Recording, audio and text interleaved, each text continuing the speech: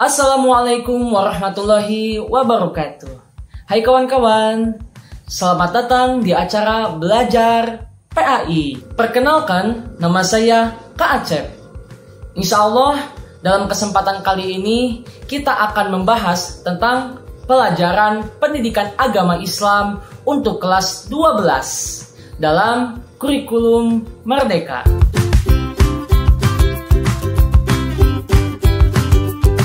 Insya Allah pada kesempatan ini kakak akan membahas tentang pelajaran pendidikan agama Islam untuk kelas 12.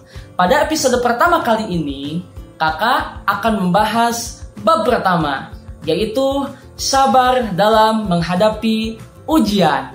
Sebelumnya kita akan melihat timeline ini terlebih dahulu. Pada kesempatan kali ini kita akan membahas mengenai 3 timeline, yaitu definisi, yang kedua merupakan dalil, dan yang ketiga adalah implementasi. Yang pertama, kita akan membahas mengenai definisi dari sabar, yang kedua bala, dan yang ketiga musibah. Perhatikan gambar berikut ini. Kata musibah berasal dari bahasa Arab, yaitu asoba yusibu, yang artinya mengenai, menimpa, ataupun membentur. Namun, menurut istilah, musibah adalah segala sesuatu yang menimpa, baik berupa kesusahan maupun juga kesenangan. Selanjutnya adalah, apa itu bala? Berikut adalah definisi dari bala. Bala berasal dari bahasa Arab, dapat diartikan sebagai ujian, cobaan, dan juga bisa dikatakan musibah. Namun menurut istilah, bala adalah sebuah ujian atau cobaan dari Allah Subhanahu wa Ta'ala kepada seorang hambanya untuk mengetahui kualitas keimanannya dan juga untuk menguji seorang hambanya. Kawan-kawan semuanya perlu perhatikan dari kedua definisi ini. Dalam kedua definisi ini, baik itu sabar dan juga bala, sama-sama memiliki kemiripan. Namun, yang menjadi permasalahannya adalah, ingat, setiap musibah yang menimpa kepada kita itu merupakan sebuah ujian. Karena pada dasarnya begini, musibah itu bahasanya lebih luas, mencakup luas, sangat universal. Namun, apabila dipersempit lagi, dari musibah tersebut akan ketemu bala, ujian atau cobaan. Seperti halnya orang-orang yang terkena bencana longsor ataupun banjir, itu secara umum mereka terkena musibah. Namun apabila dipersempit lagi, mereka itu sedang diuji, sedang dicoba oleh Allah Subhanahu wa Ta'ala. Bagaimanakah cara mereka menghadapi tantangan tersebut?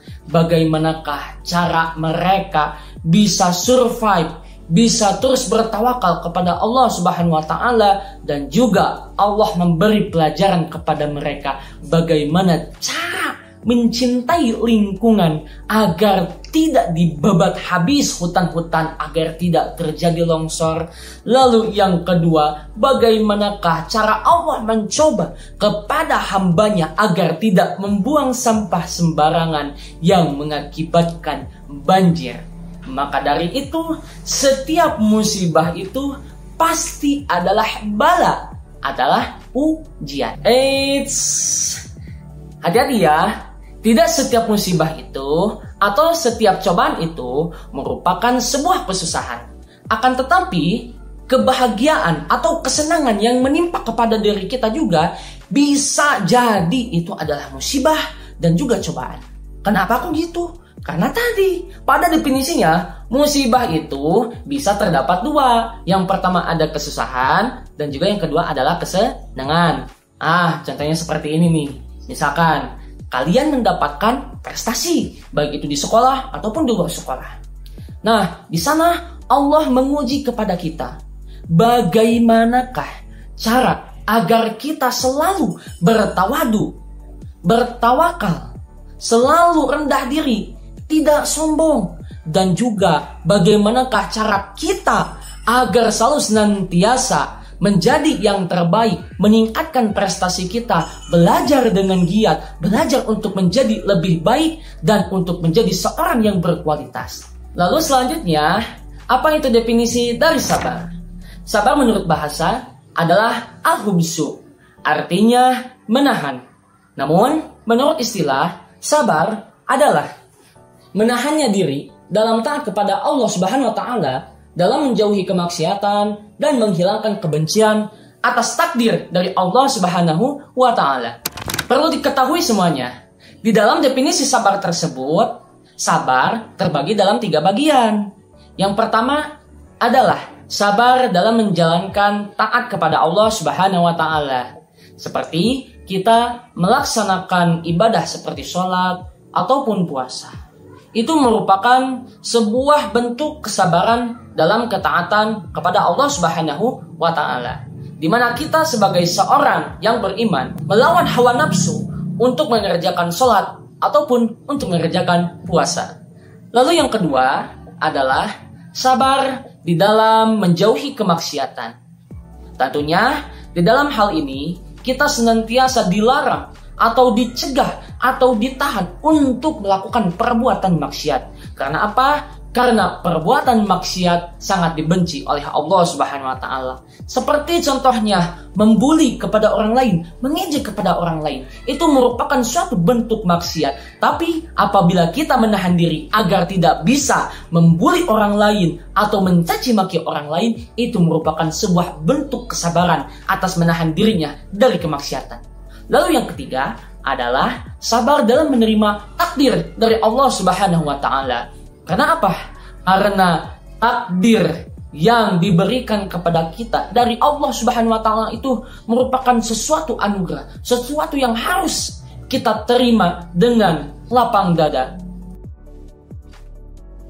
Segmen selanjutnya adalah dalil. Apakah ada dalil yang memerintahkan bahwa kita harus bersabar di dalam menghadapi ujian? Maka dari itu, simak pada ayat berikut ini.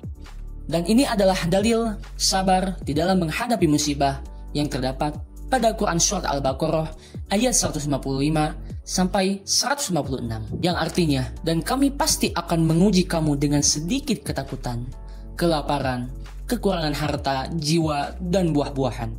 Dan sampaikanlah kabar gembira kepada orang-orang yang sabar, yaitu orang-orang yang apabila ditimpa musibah, mereka berkata, Inna lillahi wa inna ilaihi raji'un. Sesungguhnya kami milik Allah dan kepadanya lah kami kembali.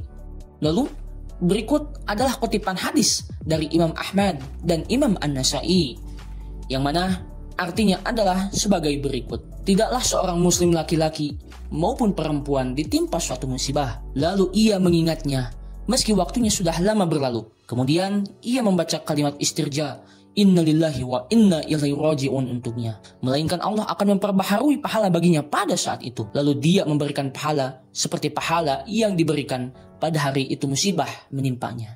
Hadis riwayat Ahmad dan Imam An-Nasai. Kita lanjut pada segmen yang ketiga, yaitu tentang implementasi atau menerapkan prinsip sabar dalam menghadapi musibah dan juga ujian. Bagaimana akan menerapkan prinsip sabar di dalam menghadapi ujian ataupun musibah? Perhatikan berikut ini.